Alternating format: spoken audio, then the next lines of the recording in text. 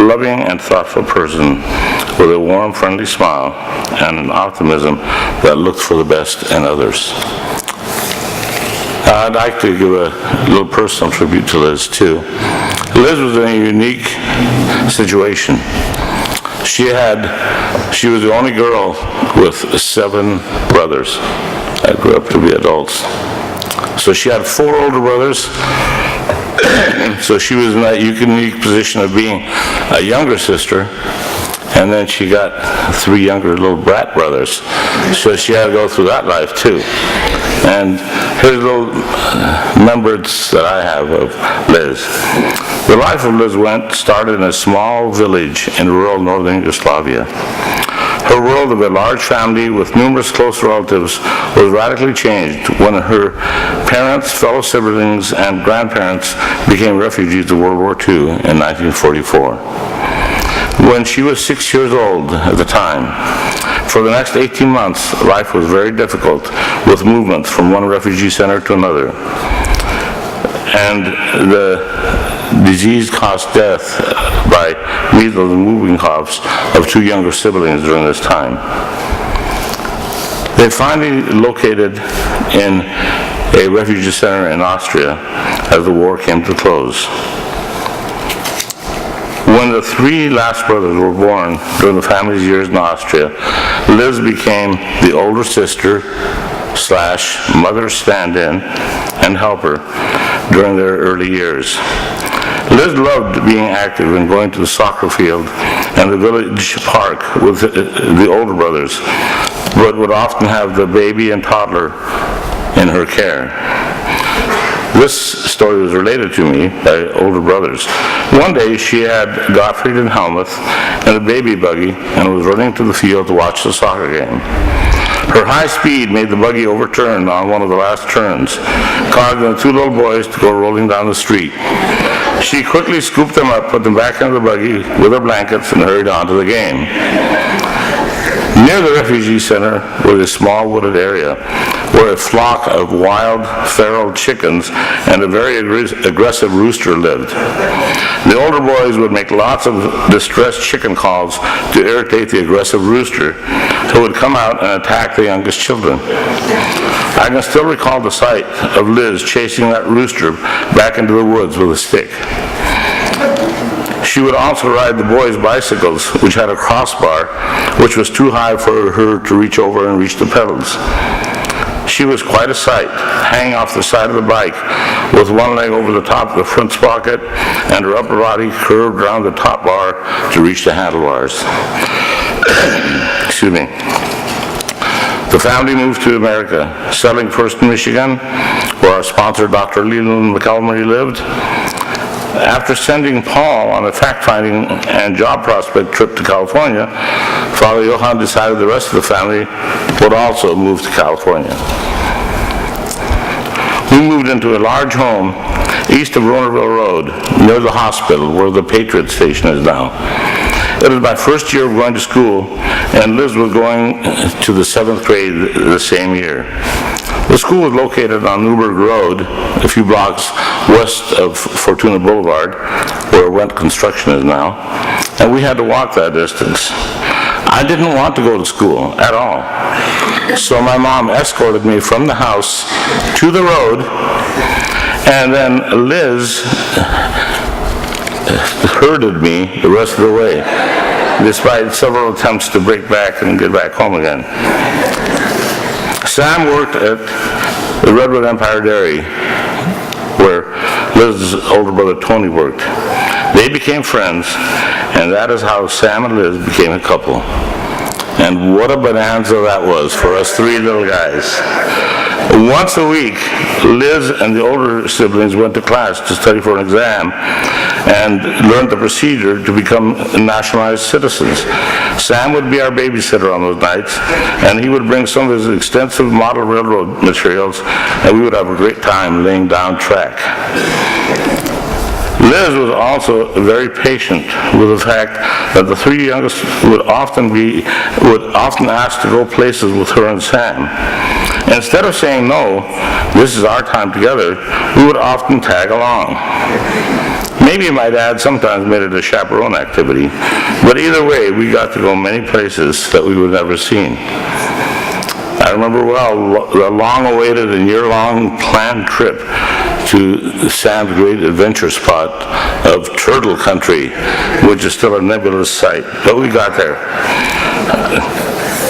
After marriage, we were always welcomed in their home and interacted often with their children. Then, with 3 small children, the life of Sam and Liz changed. They moved to 1280 Milk Creek Road, and a unique thing happened there that doesn't happen often in our society: a multi-generational home. House and back where Oma lived, and the rest of the family there, and it became the gathering place for all the families.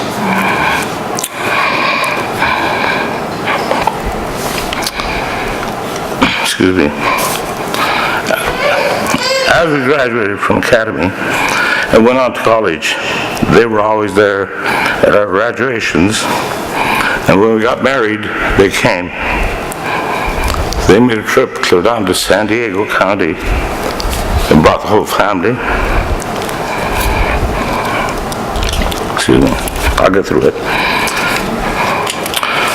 When we had our own children, they all looked forward with great anticipation for any trips that brought us to Fortuna, because Oma lived there and Sam and Liz lived there, and their cousins. We had many big family blowouts on the 4th of July.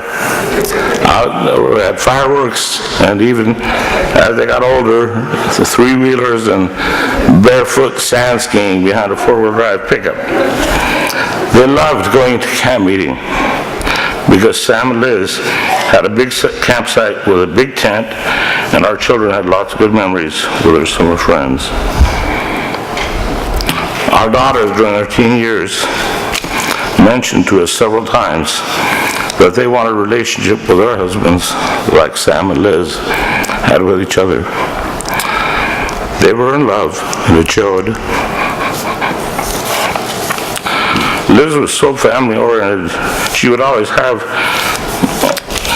some kind of cake for her children and grandchildren's special occasions. She loved making special gifts for her loved ones and sharing her abilities with her church family. She loved working in her yard and decorating in a personal way. Her small garden and fruit trees gave her immense pleasure, and it was a pleasure for me to help her prune the trees. She always had some peas in her garden plot because she wanted to recreate the days when the children were small. They'd go out and pop the peas in their mouths. Liz was the original genotype of a great sister, independent and self-assured enough to deal with her older brothers, and gentle and patient enough to deal with those brat little brothers. No matter how anyone related to Liz, she was positive and loving to everyone. Her love she had a great personality, but was deeply missed and very lovingly remembered.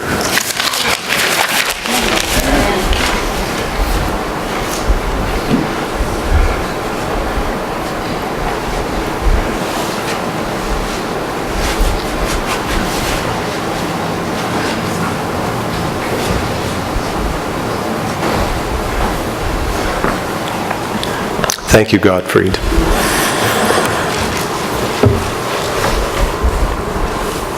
When you hear the sketch,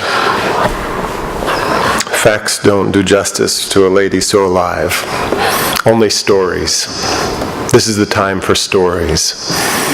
And so we hope that you will look in your hearts, and I don't think it will be hard, to find those stories and share them with us today, to help us enjoy the privilege that we have had of knowing one so alive, so loving, so bright.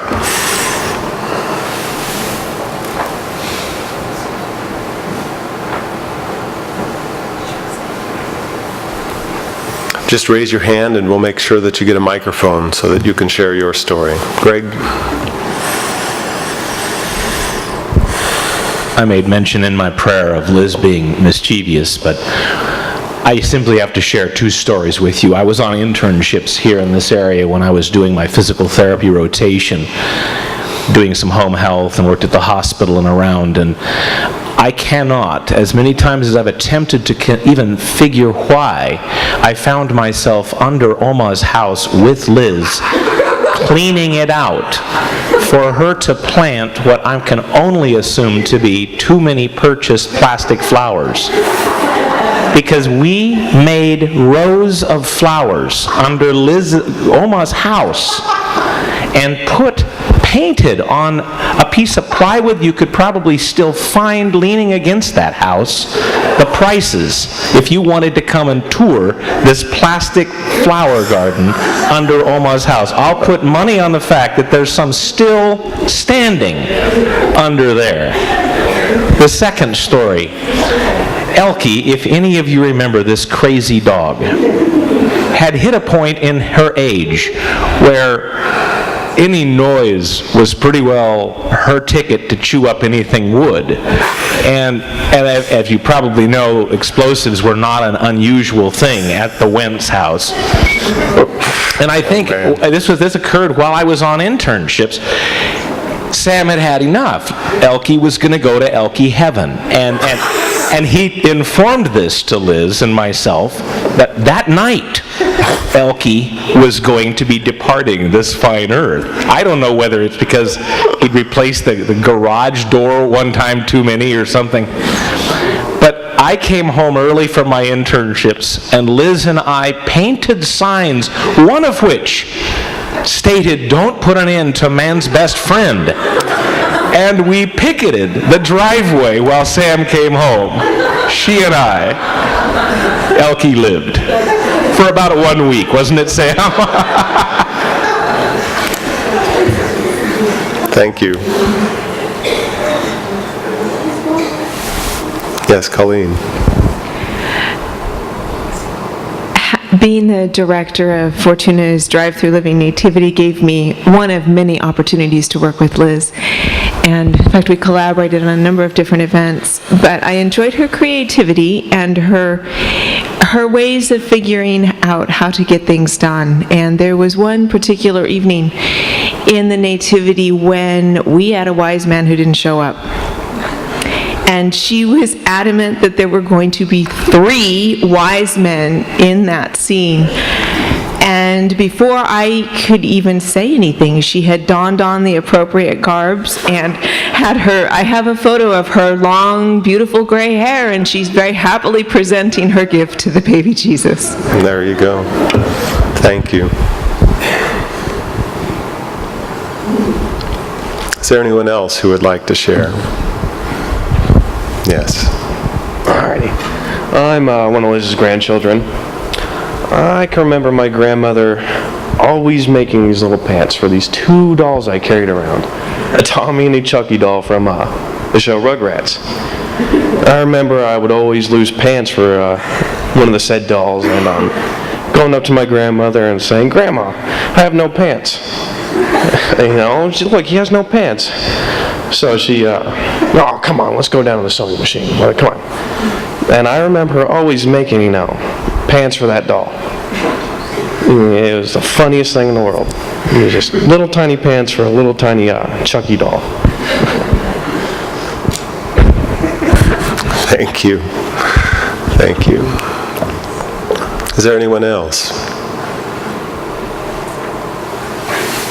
Yes, Wayne, right here. Well, I was just thinking about a time when I was a kid, and I'm sure Sam and Dad will remember this too. They weren't real happy with us. But my little brother and I climbed up into a tree, decided we were going to rope the steer as it went underneath the limb. Well, we were successful. We hung the rope down. I told my little brother, hang on to the rope. I wasn't gonna. He usually did what I told him, and so steer came under, got around its horns, and it took off, yanked him out of the tree. Well, here's Dad and Sammy.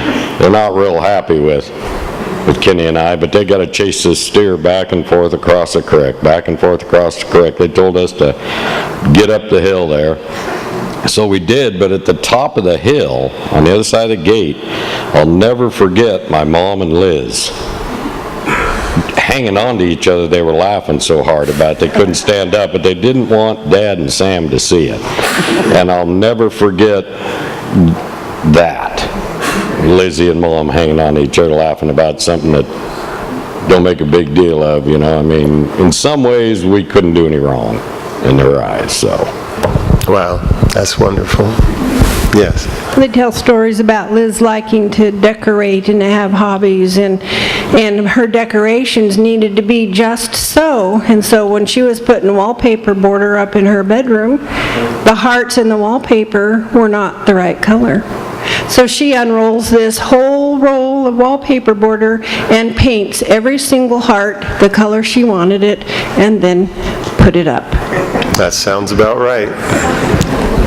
Yes, Barbara. I had the privilege of working with Liz at the bakery as well as in Pathfinders. But Liz, with her many talents, every now